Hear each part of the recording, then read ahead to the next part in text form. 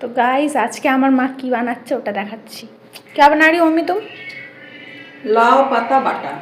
ও মানে আমরা বিহারি কিন্তু আমরা বাঙালি খাবার খাবো। বাঙালিদের মতন খাবার খেতে ইচ্ছা করে। হ্যাঁ আমরা কিন্তু বাঙালি খাবার খাবো আজকে। তো এই দেখো এখানটায় লাউ শাক, এটা লাউ শাক তো লাউ শাক কেটে ধুয়ে রেখে দিয়েছে। এখানটায় রসুন, এটা আমি ছাড়িয়েছি, কালো জিরে, শুকনো লঙ্কা, তেল। এবার কি করে বানাবে আমি জানি না, আমি কিন্তু কোনোদিনও বানাইনি আর খাইও নি, আজকে ফার্স্ট খাবো।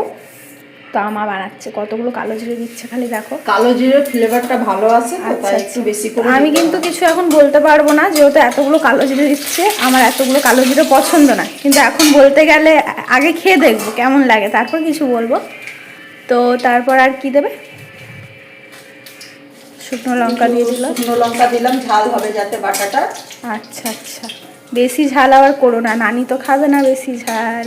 ঝাল তো মানে যার যেরকম পছন্দ সেরকম ভাবে দিতে পারে, কমাতেও পারে বাড়াতেও পারে, কোনো অসুবিধা নেই।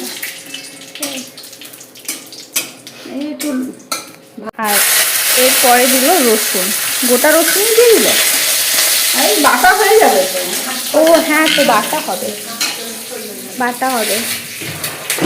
এই তো আমি খুব এক্সাইটেড এই রেসিপিটা খাওয়ার জন্য, যেহেতু আমি কদিন ধরেই বলছিলাম লাউ পাতা বাটা খাবো। এবার আজকে বানানো হচ্ছে, দেখি কেমন খেতে লাগে, খেয়ে কিন্তু রিভিউটা দেবো। এখানটায় রসুন, শুকনো লঙ্কা সব কিছু হয়ে গেছে। এবার শাকটা এর মধ্যে দিয়ে দেবো।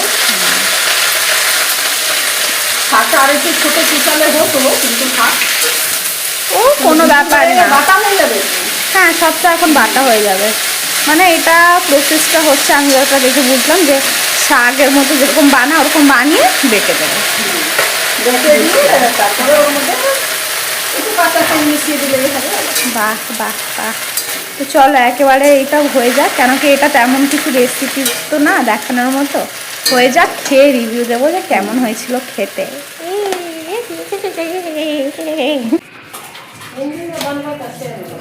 এই তো লাউ পাতা বাটা হয়ে গেছে, আর এবার আমি টেস্ট করে বলবো যে কেমন হয়েছে। কে টেস্ট করবে আগে? আগে তুই টেস্ট করবি। সুন্দর লাগছে না? আমি ভাবছিলাম ভালো হবে না, আমি ভাবছিলাম কি বাটার পর আর একবার কড়াইতে দিয়ে ভেজে দাও, কিন্তু না, এটা খুব ভালো লাগছে।